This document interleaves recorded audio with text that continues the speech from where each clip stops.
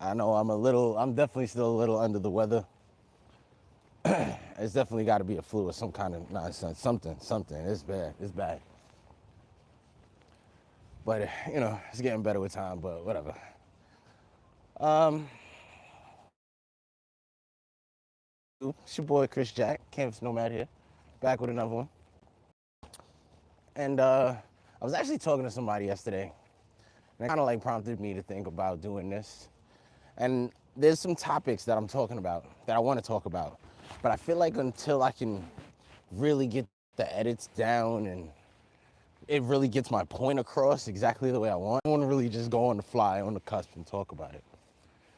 But this is just something that I think I got to just get out now. So I am, as you guys know, a huge advocate of solo travel. I think solo travel is one of the best things you can do. I don't think there's anything better than solo travel, honestly. I really don't. And I understand the fears and the emotions that come with it.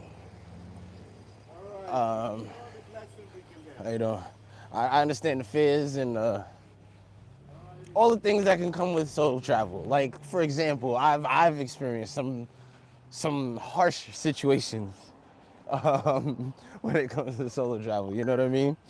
But that's just part of the game. It's like that's just part of the game. It's like anything, It's like anything. You'll just simply have to learn through trial and error. You know what I mean? But that right there is the main reason why I'm like, yo, solo travel is the best, because you got to go through trial and error. Like, these trials that you're going on is almost borderline life or death.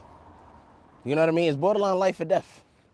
So if you're going through these trials and errors, you have to really think and be calculated about what you're doing. You got to know your environment. You got to pay attention. And that's why I always say it's the quickest way to learn life. Solo travel. Solo travel is, I don't care if you're going 4 hours away by yourself, or 4 countries away, wherever. Solo travel is definitely one of the things that I'd recommend. I don't care if you're a man or a woman, you do, because you'll realize, first of all, there's a lot of solo travelers. People do it all the time, every day. The world is not as scary as you think, especially if you don't plan on looking for things that will put you in compromising situations. You're really not gonna, you know what I mean? Yes.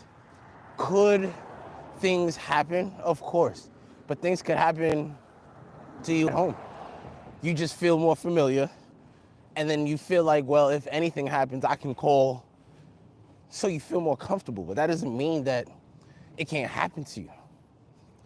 So the only difference is, over there, generally, you don't have a person to call. You are the person to call. All wins are yours. All losses are your fault. You don't have to worry about nobody saying, hey, I don't want to do that.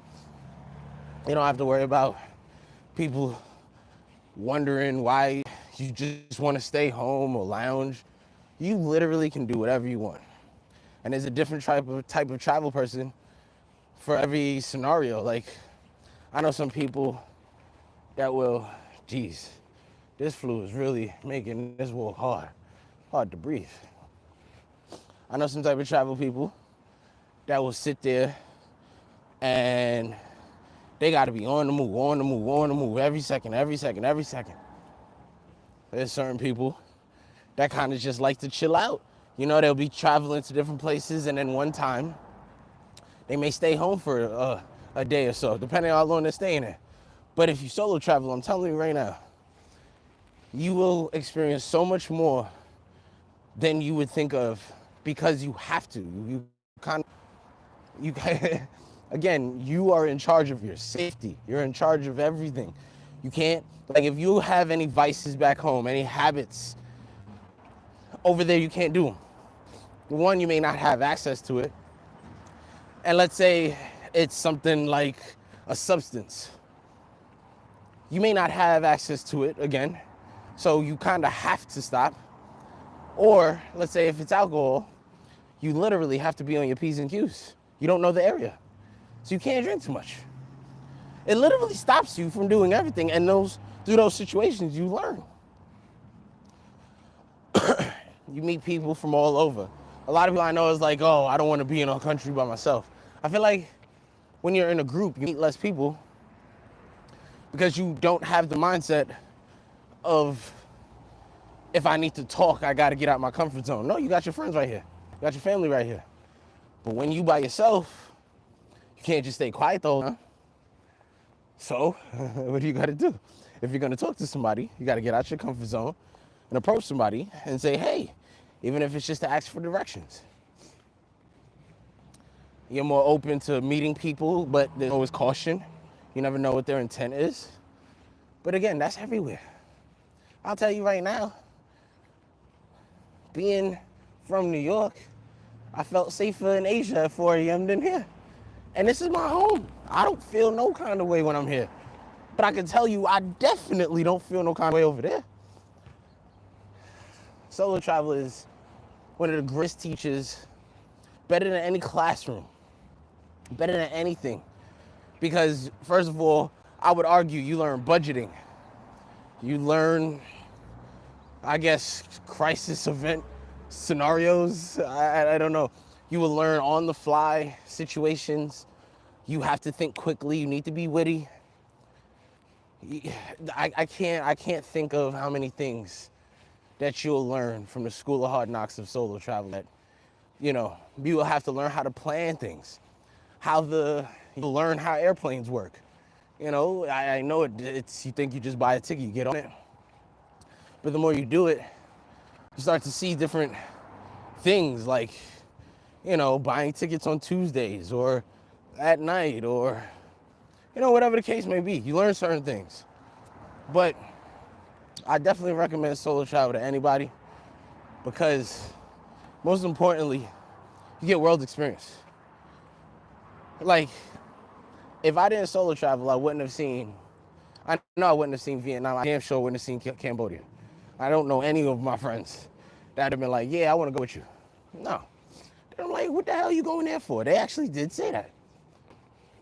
I went. I didn't have no backlash. I didn't have to worry about it. And then where I stayed was kind of rural. So I could see a hostility person being like, nah, I'm not staying here. Hell no. Blah, blah, blah.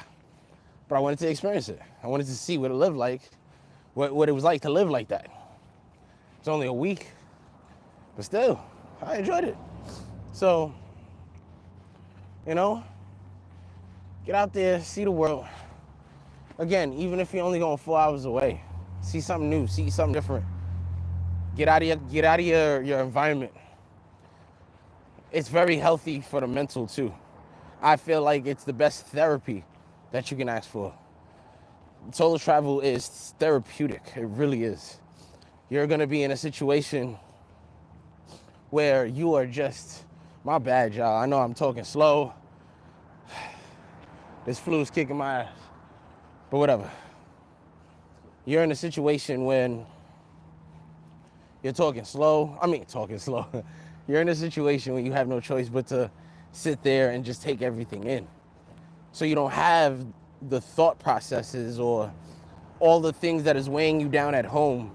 It's not gonna weigh you down here because, well, you don't care about that at that moment.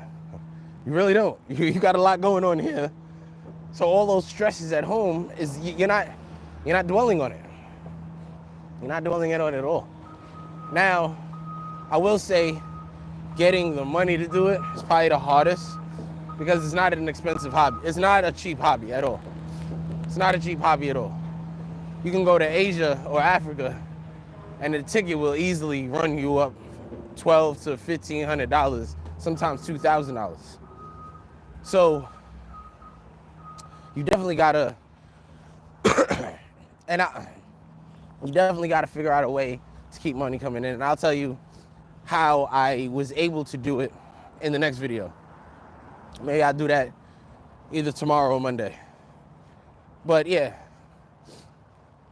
it's not cheap.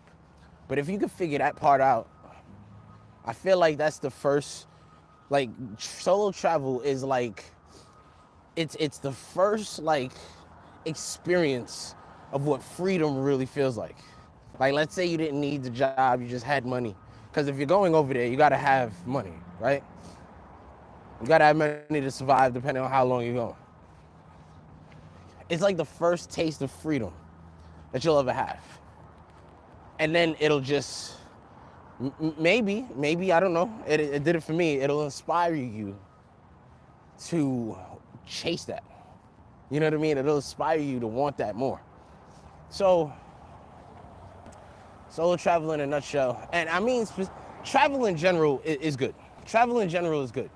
You're definitely gonna wanna travel. You're definitely gonna wanna go out there and see new places. Like, I know a lot of people that haven't left their borough, their state, much less their borough, much less their block. You know, I know people that say all the time, oh, I haven't left my area. You're doing yourself a disservice. Because as much as you think you know, once you step out of your comfort zone, there's a whole world to be explored. Yeah, you can sit there and watch YouTube and experience vicariously through other people's eyes, but it ain't the same until you go. I had one dude yesterday argue with me about how Thailand is. And, you know what I mean? I was like, have you been there? He was like, no, but I watch YouTube all the time. I was like, you know, you're talking to somebody that has been there, right? He said, but it doesn't matter. Like the video, it's not like the video's gonna lie. This is my point. The social media, and I'm sure in a few years, like a decade or two, social media is gonna be the new mainstream, and social media is gonna be the thing that pushes the narrative, like the media pushes the narrative today. And sooner or later, that will be the thing that indoctrinates people if it's not doing it already. Just look at these election results. Clearly, social media is doing something right. If most of half the population can see that the media is running a narrative here, you know what I mean? And people are just like, nah, I'm good. I don't like stop. Like people don't even want to vote for Trump. They just vote for him because they understand that the machine is pushing her. And it probably isn't even nothing bad about Kamala. They just understand that the machine is supporting her. We can see what the machine is doing. We don't want that. So anyway, social media is gonna be probably that mainstream driver in the future. But for now, when people watch that stuff, you have to realize that there's a thin line between experiencing something vicariously and actually experiencing something. Now, I will sit there and say, your experience at that place, I was there for a month. I can't talk about something that someone who has been there for a year or their whole life has done. But I definitely can talk about something with somebody that's been there for a week. Chances are, me being there for a month, I've experienced what that person has experienced just being there for a week. Chances are I probably won't experience what a person has experienced in a year because the seasons change. You know, there's different holidays that come around. You know, if you're not there for April, you don't know Sakura, like there's a bunch of things that can change your perspective on an area, right? However, I will say this. If you haven't been there, it's good to, you know, brush up and get educated.